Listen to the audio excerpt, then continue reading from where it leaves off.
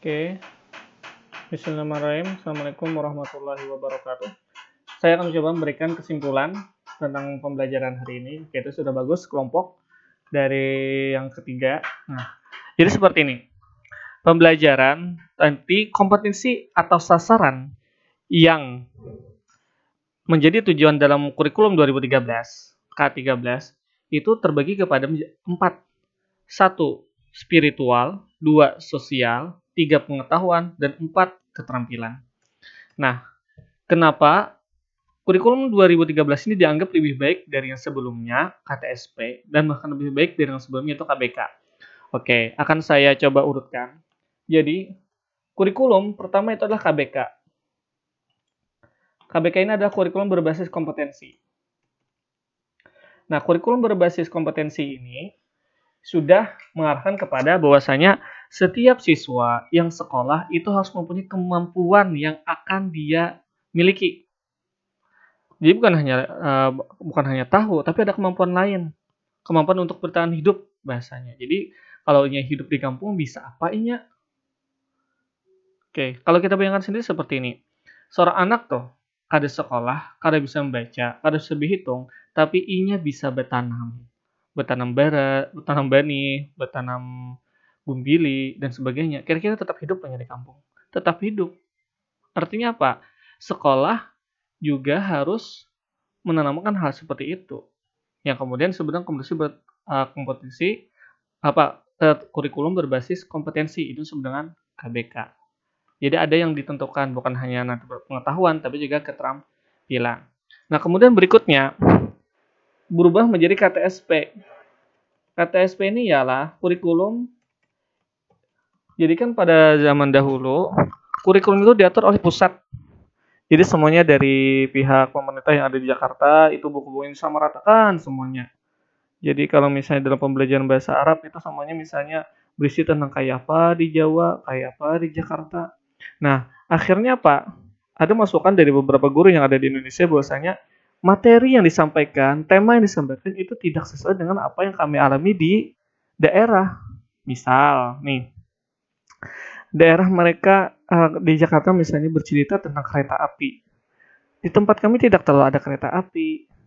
Di Jakarta misalnya makannya nasi. Di tempat kami makanan pokoknya bukan nasi kalau orang timur. Nah, jadi kan ada sesuatu yang harus disesuaikan. Akhirnya ada kurikulum tingkat satuan pendidikan, di mana di sana pemerintah memberikan suatu kompetisi dasar atau istilahnya SK standar kompetensi yang itu nanti ada sudah diberikan oleh pemerintah kisi-kisinya, kemudian dikembangkan oleh pihak sekolah disesuaikan dengan kearifan lokal masing-masing. Jadi misalnya tentang pembelajaran bahasa Arab, pembelajaran bahasa Arab itu isinya misalnya tentang fi'il dan fa'il misalnya. Nah, kemudian ternyata berubah ketika di wilayah masing-masing. Oh, berarti kalau misalnya di Banjarmasin karena wilayah sungai, berarti contoh fi'il dan fa'il ini berkenaan tentang kayak apa orang mengunjung di sungai misalnya, kayak apa orang menangkap ikan di sungai. Nah, itu nanti yang dikembangkan. Jadi disesuaikan dengan daerah masing-masing. Itu KTSP. Nah, kemudian berubah menjadi K13. Nah, K13 ini karena pada pasal KTSP itu kan kemarin musim-musimnya ada istilah ajaran radikal, ajaran keras ya.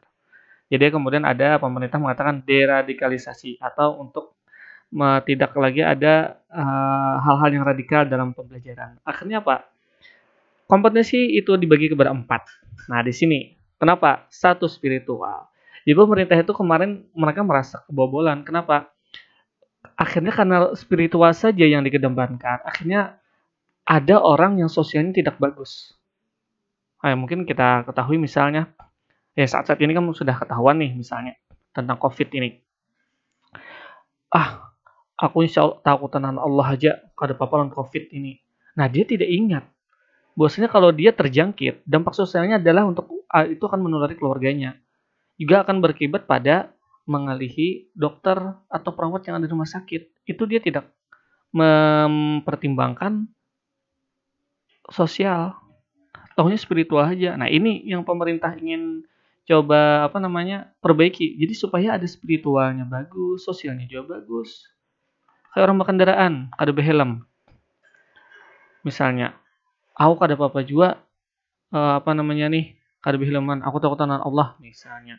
Lah secara sosial kayak pakaian mengalihi amun kecelakaan kena dibawa ke rumah sakit meninggal kayak apa anak keluarganya.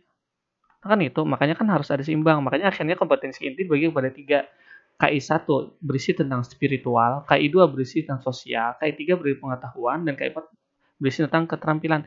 Dan 4 hal inilah yang menjadi tujuan dalam pembelajaran yang kemudian terjabarkan dalam bentuk indikator. Nah, itu kenapa jadi ke-13 ini menjadi lebih baik. Nah, kemudian penilaian autentik.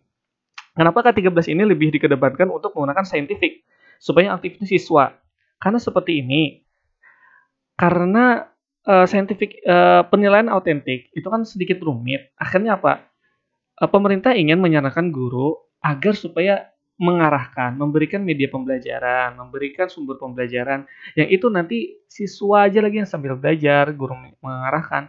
Nah, guru ketika itu apa? Hanya memantau, kemudian menilai. Kenapa? Ketika pembelajaran berlangsung, guru bisa melihat, oh anak si A ini orangnya baik ketika belajar. Oh si B ini agak sedikit mengganggu. Oh si C ini orangnya kan tapi tahu orang gitu. Nah itu kan berarti dalam kegiatan pembelajaran, guru bukan hanya mengajar, tapi juga memperhatikan bagaimana perkembangan siswa, baik itu secara spiritual atau sosial.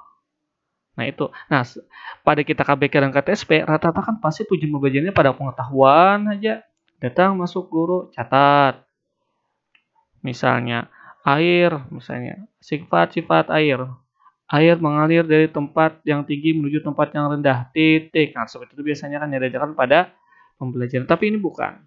Jadi ada unsur lain yang diinginkan pemerintah untuk juga dinilai, yaitu bagaimana spiritual anak, sosial, dan juga keterampilan. Pengetahuan, iya juga. Tapi kan supaya jangan lagi hanya terpaut kepada pengetahuan. Nah, akhirnya ada penilaian autentik. Dan nanti kita ada penilaian sikap. Sikap itu nanti ada sikap spiritual dan sikap sosial. Yang kedua yaitu penilaian terhadap pengetahuan. Ini seperti apakah itu tes lisan atau tertulis. Yang telah keterampilannya nanti di sini bisa kita lihat apakah ada unjuk kerja atau tentang proyek. Nah itu mungkin. Jadi setiap kurikulum yang dikembangkan oleh pemerintah itu berimbas pada bagaimana cara penilaiannya. Dan cara penilaian tersebutlah berarti itu yang menjadi tujuan pemerintah supaya tercapai. Dari hasil penilaian tersebut, kita bisa kalau misalnya bisa ada revisi lagi. Direvisi misalnya, oh kayak apa nih yang kita untuk baiknya. Makanya setiap kurikulum yang ada itu bukan berarti lebih baik, tapi memang pengembangan. Seandainya KBK tidak ada, KTSP pun tidak ada. Kan seandainya KTSP tidak ada, K13 pun tidak ada. Artinya apa? Antara KBK, KTSP, dan K13 ini ada perkembangan.